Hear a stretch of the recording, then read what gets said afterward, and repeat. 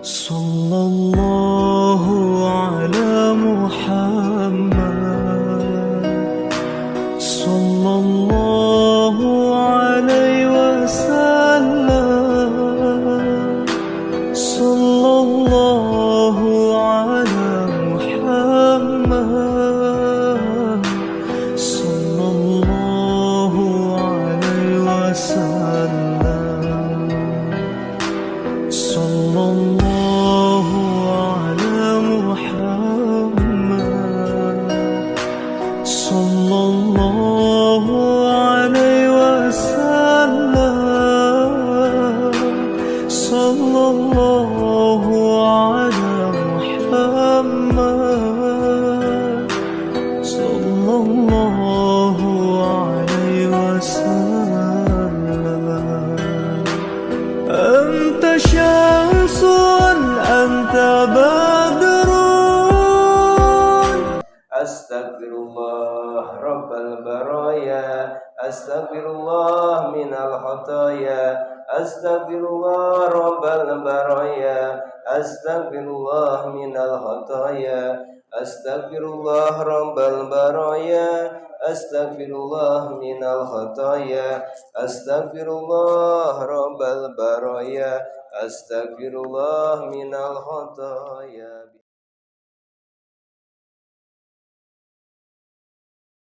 Assalamualaikum warahmatullahi wabarakatuh. Bismillahirrahmanirrahim. Alhamdulillahi rabbil alamin. Wassalatu wassalamu ala sayyidina Muhammad miftahi babi rahmatillah adada ma fi ilmillah. Salatan wa salaman daimaini bidawami mulkillah wa ala alihi wa sahbihi wa man wala. Allahumma la ilma lana illa ma 'allamtana wa la fahma lana illa ma 'allamtana innaka antal alimul hakim. Allahumma harisna min dhulumatil wahmi wa akrimna bi nuril fahmi waftah lana abwaaba fadlika wa rahmatika wa ghaza'ini ilmika. Allahumma inna nas'aluka fahman nabiyyin wa hifdzal mursalin wa ilhamal malaikatil muqarrabin.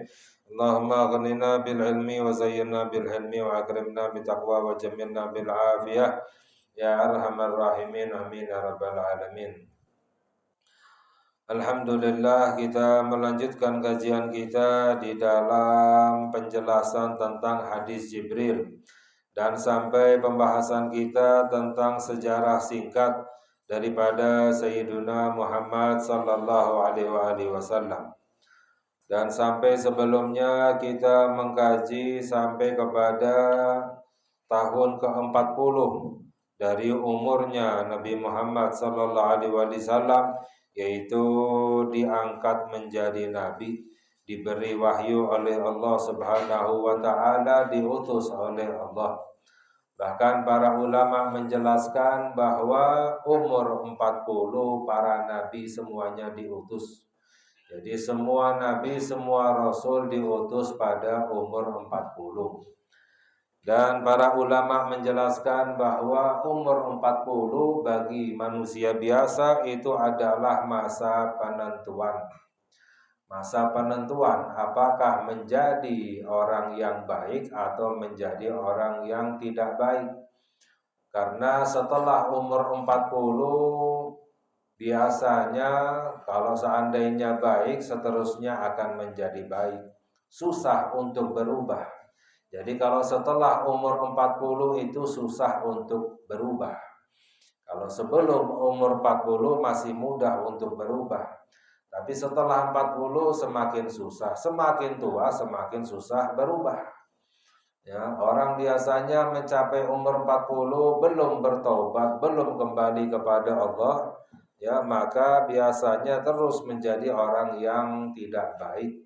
Susah, jarang sekali, bisa jadi tapi sangat jarang sekali. Susah untuk kembali menjadi orang yang baik, orang yang bertakwa kepada Allah, ya. Makanya umur 40 adalah masa penentuan. Terlihat apakah menjadi ahli surga atau ahli neraka. Bahkan diriwayatkan di dalam hadis, dalam riwayat bahwa jika seseorang mencapai umur 40, kebaikannya tidak melebihi keburukannya, maka setan akan mengusap ke wajahnya, ya, dan setan akan berkata, hadza wajhun la yuflih, ini adalah wajah orang yang tidak mendapatkan kemenangan. Ya, ini adalah orang yang tidak mendapatkan kemenangan, menjadi ahli neraka, orang yang celaka, naudzubillah min dzalik. Mengapa? Karena para ulama menjelaskan bahwa umur 40 itu akal sempurna, otak sempurna, akal sempurna itu adalah umur 40. Makanya dijelaskan oleh Allah di dalam Al-Quran, hatta idza balagha arba'ina sanah qala rabbi auzi'ni an ashkura ni'mataka allati an'amta 'alayya, ya, wa 'ala walidayya wa an a'mala salihan tardahu, ya, wa aslih li fi dzurriyyati inni tubtu ilaika wa inni minal muslimin, ya. Jadi ini adalah doa bagi orang yang mencapai umur 40. Doanya ini, ya, Rabbi, ya Allah, izinkan aku, karuniakan aku untuk menjadi orang hamba yang bersyukur kepadamu, ya, atas nikmat yang Engkau berikan kepadaku dan kepada orang tuaku, ya, wa aslih li fi dzurriyyati, dan perbaiki keturunanku, inni tubtu ilaika wa inni minal muslimin, dan aku bertobat kepadamu, aku termasuk daripada orang yang muslim, ya. Jadi umur 40 adalah umur akal sempurna, penentuan mana yang menjadi ahli surga, mana yang menjadi ahli neraka.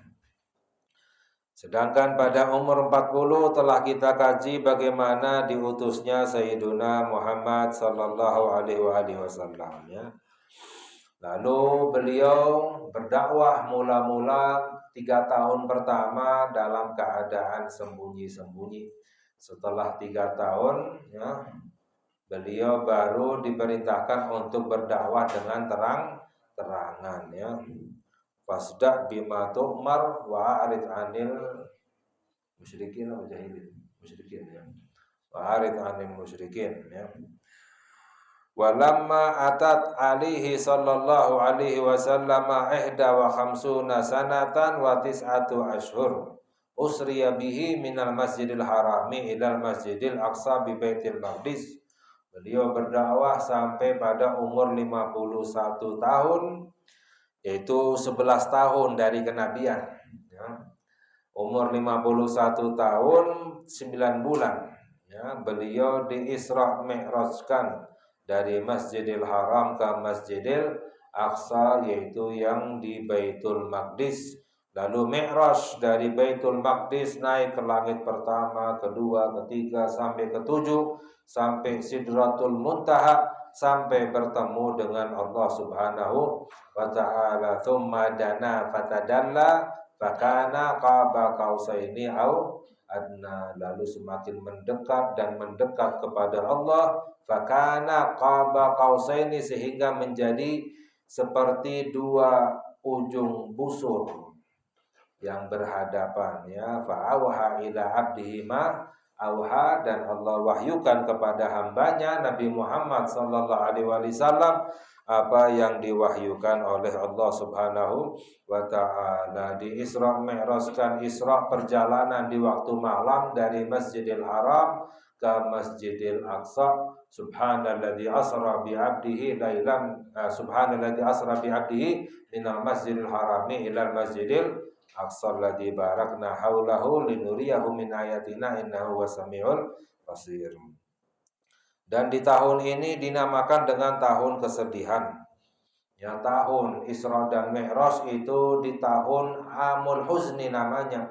Dinamakan dengan tahun kesedihan karena pada tahun ini meninggalnya istri beliau As-Sayyidah Khadijah Al-Kubra radhiyallahu taala anha, meninggal dunia, yang selalu membela, membantu, ya, dakwahnya Nabi Muhammad sallallahu alaihi wasallam.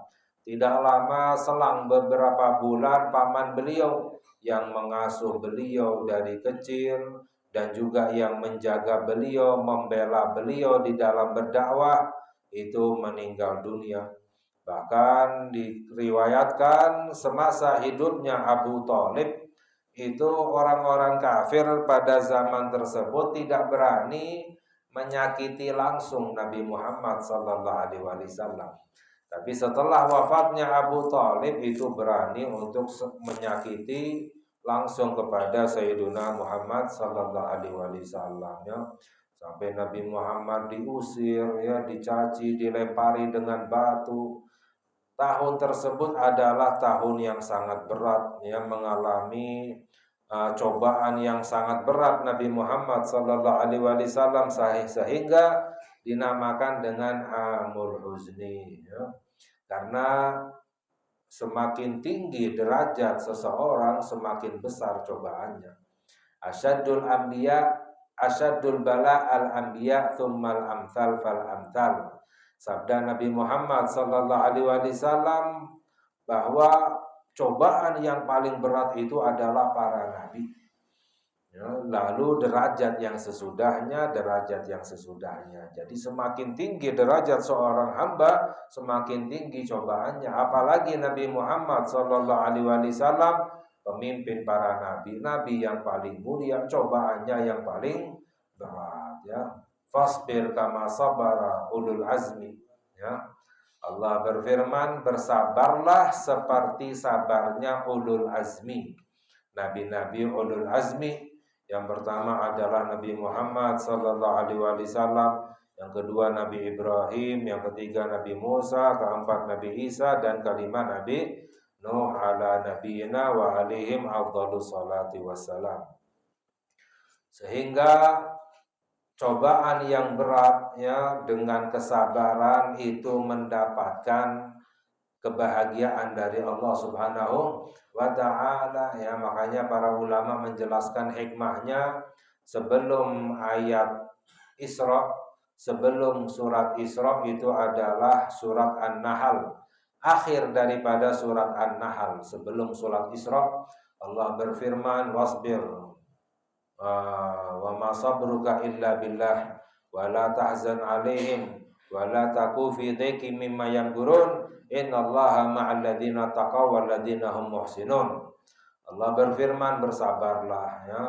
Wala tahzan alaihim, jangan kamu sedih dengan kekafiran mereka. Wala taku fi dhaikin mimma yamkurun, jangan kamu merasa sempit dadamu dengan makar yang mereka kerjakan. Innallaha ma'al ladzina taqaw wal ladzina hum muhsinun. Allah bersama orang-orang yang bertakwa dan yang berbuat baik. Jadi siapa orang yang sabar, bertakwa dan berbuat baik, ya, itu namanya orang yang sabar. Orang yang sabar mendapatkan kemuliaan, kebahagiaan dari Allah. Sehingga setelah akhir surat An-Nahl disambung dengan surat Isra. Awal surat Isra Allah berfirman, Subhanalladzi asra bi 'abdihi lailan minal masjidil haram ila masjidil aqsa, ya. Jadi ini adalah kebahagiaan yang paling besar, bertemu dengan Allah Subhanahu wa ta'ala. Bahkan diriwayatkan kenikmatan ahli sorga yang paling besar adalah bertemu dengan Allah, ya. Nikmatnya sorga yang paling besar bukan yang kita kira, ya, istananya, kemewahannya, bidadarinya, bukan, ya.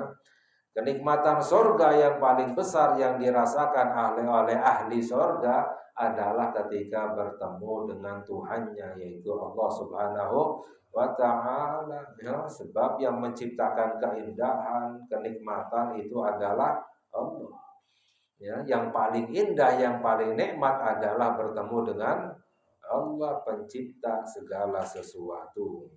Nah, itu yang beliau dapatkan ketika Isra dan Mi'raj.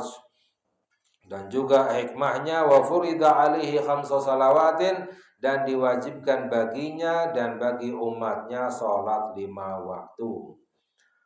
Ya, seperti yang kita dengar dalam riwayat, awalnya 50 waktu, lalu minta keringanan, diturunkan 10, diturunkan lagi 10, diturunkan lagi 10, ya, diturunkan lagi 10, diturunkan ke 5, sisa 5. Ya, ketika itu bolak-balik turun sampai bertemu dengan Nabi Musa alaihissalam, ya. Nabi Musa berada di langit yang ke-5, ya. Bertemu dengan Nabi Musa bertanya kepada Nabi Muhammad sallallahu alaihi wasallam, apa yang diwajibkan kepadamu? Salat 50 waktu. Kata Nabi Musa, minta keringanan kepada Allah, umatmu nggak akan kuat. Minta keringanan balik, sujud kepada Allah, diturunkan. Turun lagi sampai ke langit ke-6, Nabi Musa tanya lagi, apa yang diwajibkan kepadamu? Sholat 40 waktu, minta keringanan umatmu gak akan kuat. Ya, terus minta bolak-balik gitu. Ya. Sampai menjadi 5 waktu, Nabi Musa masih berkata, minta keringanan kepada umatmu gak akan kuat. Karena umatnya Nabi Musa diwajibkan sholat 2 waktu, itu gak kuat. Meninggalkan sholat 2 waktu.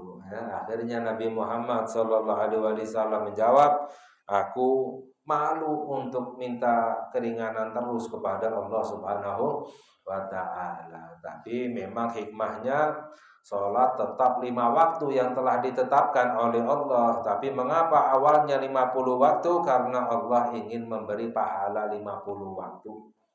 Jadi walaupun yang diturunkan itu adalah sholatnya, tapi pahalanya tidak diturunkan oleh Allah. Ya. Jadi sholat 5 waktu tapi pahalanya 50 waktu. Wara'a rabbahu, itu diriwayatkan Allah wajibkan kepada Nabi Adam hanya sholat subuh. Allah wajibkan kepada Nabi Daud hanya sholat duhur. Allah wajibkan kepada Nabi Sulaiman hanya sholat asar. Ya, Allah wajibkan kepada Nabi Yunus hanya sholat maghrib. Nabi Yakub hanya sholat maghrib. Nabi Yunus itu hanya sholat isya. Bani Israel sholat subuh dan sholat asar 2 waktu. Ya. Tapi untuk umatnya Nabi Muhammad SAW kesemuanya 5 waktu, menunjukkan kesempurnaan syariatnya umatnya Sayyiduna Muhammad SAW. Ya. Wara'a rabbahu bi'ainai ra'sihi, dan beliau Nabi Muhammad SAW melihat Tuhannya dengan mata kepalanya. Melihat kepada Allah di dunia itu bisa, tapi tidak terjadi kecuali hanya untuk Nabi Muhammad SAW. Bisa, tapi tidak terjadi kecuali hanya kepada Sayyiduna Muhammad SAW. Sebab di dalam Al-Quran Allah ceritakan, wa idh qala wa idh falamma kallamahu rabbuhu qala rabbi arini anzur ilaika. Ya, ketika Nabi Musa bermunajat dengan Allah, lalu Nabi Musa alaihissalam berkata, Rabbi Tuhanku, izinkan aku untuk melihatmu. Ini di Tur Sina ketika Nabi Musa bermunajat dengan Allah, minta kepada Allah untuk melihat Allah. Ya, jadi melihat kepada Allah itu bisa. Kalau nggak bisa, nggak mungkin Nabi Musa minta izin untuk melihat kepada Allah. Ya, masa Nabi Musa jahil nggak tahu sifatnya Allah. Ya. Nabi ini Nabi Musa, ya tahu bagaimana, ya bisa, tapi apakah diizinkan atau tidak? Ya Rabbi arini anzur ilaika, ya Allah izinkan aku untuk melihat. Ya. Tapi akhirnya ya qala lan tarani walakin inzur ilal jabali fa in istaqarra makanahu fasawfa tarani falamma tajalla rabbuhu lil jabali ja'alahu dakkan wa kharra Musa sa'iqan. Ya. Allah menjawab, kamu tidak istilahnya tidak bisa melihatku. Ya. Tapi lihatlah kepada gunung. Ya, kalau gunung itu masih utuh tetap di tempatnya, kamu bisa melihatku, kata Allah. Jadi bisa melihat Allah, tapi apakah kuat atau tidak? Makanya Allah katakan kamu nggak bisa melihatku, maknanya kamu nggak kuat untuk melihatku. Ya. Walamma tajalla rabbahu lil jabali, ketika Allah akan memulai perintahnya, itu gunung sebesar gunung Salak, lebih besar lagi, hancur lebur. Wa kharra Musa sa'iqa, dan Nabi Musa pun pingsan. Ya. Falamma afaqa qala subhanaka tubtu ilaika wa inni minal mu'minin. Ketika bangkit dari pingsannya, beliau membaca doa, tubtu ilaika, aku bertobat kepadamu dan aku termasuk orang-orang yang beriman. Jadi Nabi Musa minta izin untuk bertemu dengan Allah, tidak diizinkan oleh Allah, tapi Nabi Muhammad sallallahu alaihi wasallam dipanggil langsung oleh Allah Subhanahu wa taala. Jadi beliau melihat dengan mata kepalanya, fa'auha ilaihi ma auha. Walamma balaga salatan wa khamsina sanah hajara ilan madinati. Dan ketika mencapai umur 53 tahun, itu beliau hijrah ke kota Madinah. Ini hitungan dalam hitungan hijriyah ya. Jadi tadi umur 40 hijriyah. Kalau dihitung-hitung dalam hitungan tanggal Masehi kurang lebih 39 tahun. Ya, kurang dari 39 tahun ya, karena jarak antara tahun Masehi dan tahun Hijriyah setiap 33 tahun ditambah setahun. Ya, Hijriyahnya ditambah setahun ya. Jadi umur 40 dalam hitungan Hijriyah, makanya kita harus tahu ya. Makanya Nabi Muhammad sallallahu alaihi wasallam wafat umur 63 tahun itu dalam hitungan Hijriyah. Kalau dalam hitungan Masehi 61 tahun. Ada orang menghitung tanggalnya umurnya dengan hitungan Masehi udah 63 sama dengan umurnya Nabi Muhammad, salah ya. 63 dalam hitungan Hijriyah, kalau Masehinya 61 ya. Karena di dalam Al-Quran Allah sudah menjelaskan tentang tahun Hijriyah dan tahun Masehi. Hitungan dengan bulan dan hitungan dengan matahari sudah dijelaskan oleh Allah di dalam Al-Quran. Jadi Masehi itu hitungan dalam peredaran matahari. Bumi sekali mengelilingi matahari itu hitungan setahun ya. Karena bumi mengelilingi matahari itu selama 364 seperempat hari. 364 seperempat hari. Makanya setiap 4 tahun dalam hitungan Masehi ada tahun kabisatnya untuk menggenapkan kan seperempat hari. Jadi 4 tahun jadi sehari ya. 365 ya, digenapkan istilahnya. Jadi hitungan matahari, kalau Hijriyah hitungan bulan sekali mengitari bumi itu hitungan 1 bulan ya. Dalam Al-Quran Allah berfirman, falabitha fi kahfihim thalathami'ata sininan wasdadu tis'ah. Thalathami'ati sinina wasdadu tis'ah. Ashabul kahfi itu tinggal di dalam gua selama 300 tahun 9 bulan. 300 tahun tambah 9 tahun kata Allah. Jadi Ashabul Kahfi tinggal di dalam gua thalathami'ati sinina wasdadu 300 tahun ditambah 9 kata Allah. Mengapa Allah tidak katakan 309 tahun? Ya, 300 tahun ditambah 9 ya. Mengapa? Karena 300 tahun dalam hitungan Masehi dan 309 tahun dalam hitungan Hijriyah ya. Jadi sudah dijelaskan ya. Ketika mencapai umur 53 tahun, 13 tahun di kota Mekah, hajara ilal Madinah, hijrah ke kota Madinah ya. Hijrahnya ke kota Madinah fi suhbatihi Abu Bakar As-Siddiq radhiyallahu taala anhu, ditemani oleh sahabatnya yaitu Sayyidina Abu Bakar As-Siddiq radhiyallahu taala anhu ya, radhiyallahu taala anhu. Fa wasala al-Madinata yaumal itsnaini litsnatai asyrata min Rabiul Awal, dan beliau sampai ke kota Madinah pada hari Senin tanggal 12 Rabiul Awal. Berangkat dari kota Mekah hari Senin tanggal 12 Rabiul tanggal 8 hari. Berarti dikurang 8 hari. Nah, tanggal berapa? 6 ya. Tanggal 4 ya, tanggal 4 Rabiul Awal ya. Berangkat hari Senin tanggal 4 Rabiul Awal sampai ke kota Madinah tanggal 12 hari Senin Rabiul Awal ya. Beliau dilahirkan Senin tanggal 12 Rabiul Awal, diangkat menjadi nabi hari Senin tanggal 12 Senin ya, hari Senin juga tapi tanggal 17 Ramadan. Ya, hijrah dari Mekah hari Senin 12 Rabiul Awal sampai ke kota Madinah Senin 12 Rabiul Awal ya. Beliau wafat juga hari Senin tanggal 12 Rabiul Awal ya. Ya, dan itu dimulai tahun Hijriyah. Tahun Hijriyah dimulai daripada hijrahnya Nabi kita Nabi Muhammad Sallallahu Alaihi Wasallam. Ya, mengapa? Karena setelah tahun Hijriyah Islam baru mulai perkembangan.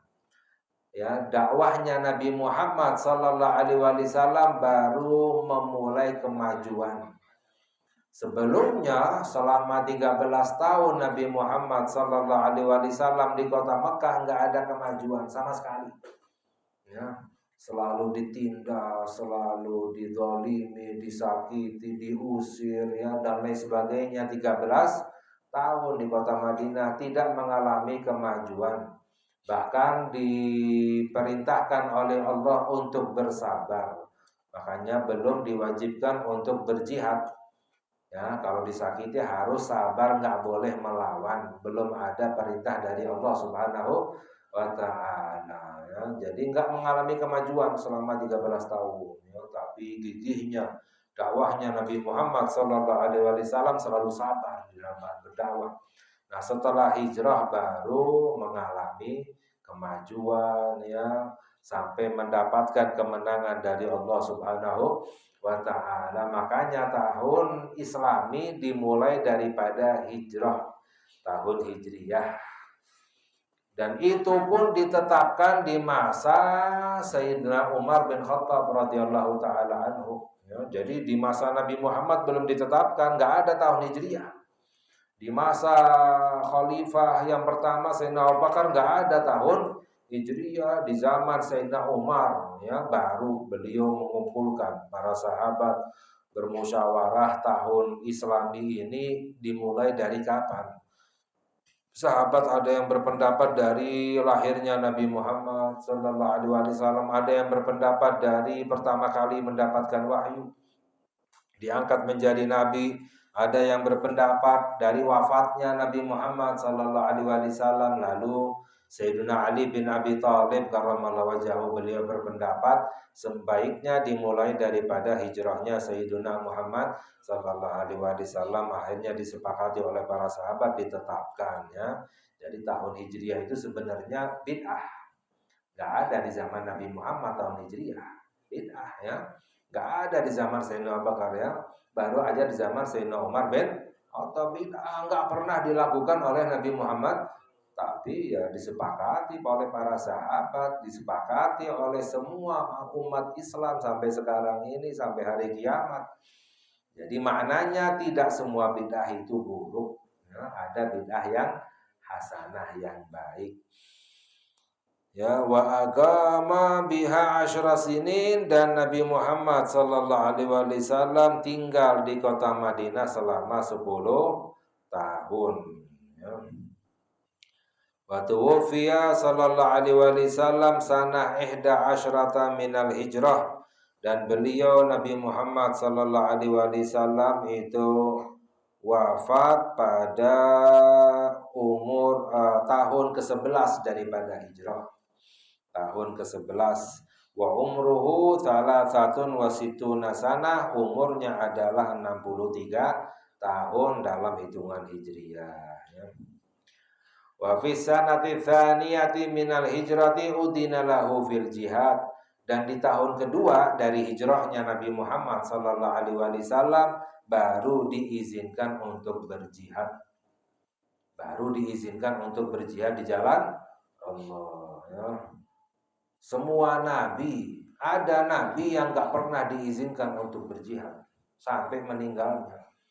Ya, ada nabi yang diizinkan untuk berjihad. Bahkan para ulama menjelaskan dalam riwayat bahwa semua nabi yang tidak diizinkan untuk berjihad meninggalnya dibunuh oleh umatnya sendiri ya. Tapi yang diizinkan untuk berjihad mendapatkan kemenangan dari Allah Subhanahu wa ta'ala. Di tahun kedua diizinkan untuk berjihad. Wa furidha shamu Ramadan wa zakah, dan diwajibkan juga puasa di bulan Ramadan dan juga zakat. Jadi bersamaan itu.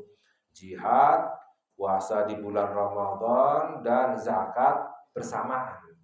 Pertama kali jihad yaitu Ghazwatul Badar, ya perang Badar itu di bulan Ramadan, saat pertama kali puasa, saat pertama kali diwajibkan untuk berjihad. Para sahabat itu hanya 1-2 hitungan jari yang pengalaman di dalam berperang. Selainnya nggak berpengalaman sahabat untuk berperang, ya.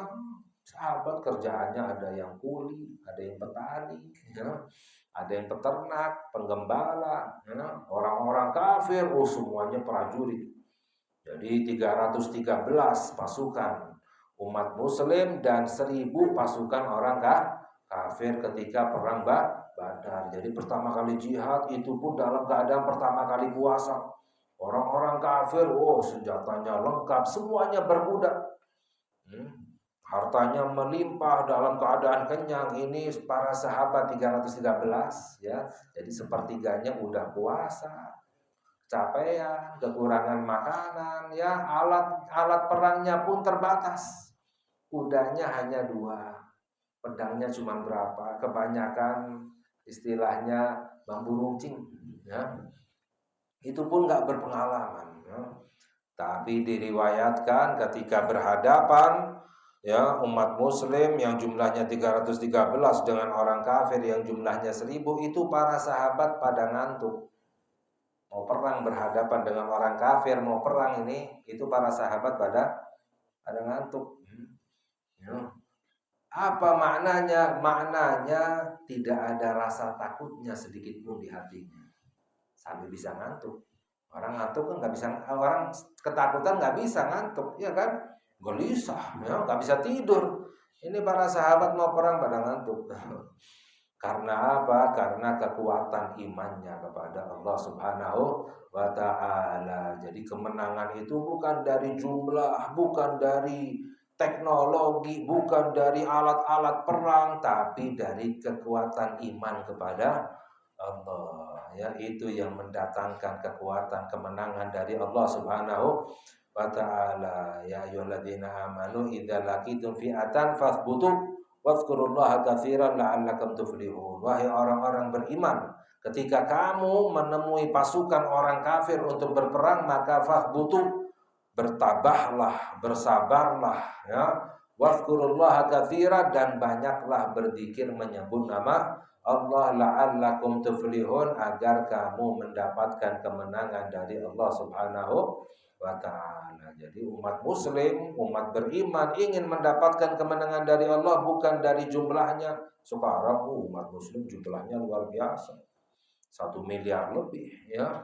Tapi ya lemah, karena lemahnya imannya kepada Allah. Makanya untuk mendapatkan kemenangan, kita kuatkan iman kita kepada Allah Subhanahu wa ta'ala. InsyaAllah yang lain kita lanjutkan lagi. Semoga Allah memberi keberkahan kepada kita.